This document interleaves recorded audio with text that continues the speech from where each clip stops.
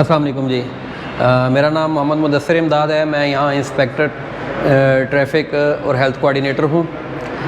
یہاں آج ہم نے رخسانہ نعیم آئی کیئر کے تعاون کے ساتھ ایک میڈیکل کیمپ کا آرگنائز کیا ہے جہاں پہ آنکھوں کا معائنہ کیا جا رہا ہے.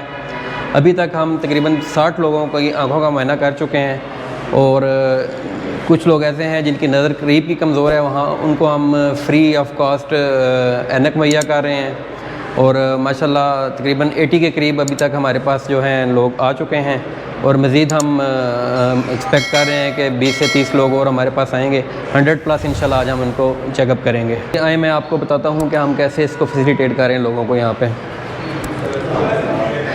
پہ ہم پہلے سب سے ان کا انٹری کر رہے ہیں لوگوں کی، اور یہاں پہ پرچی بن جاتی ہے.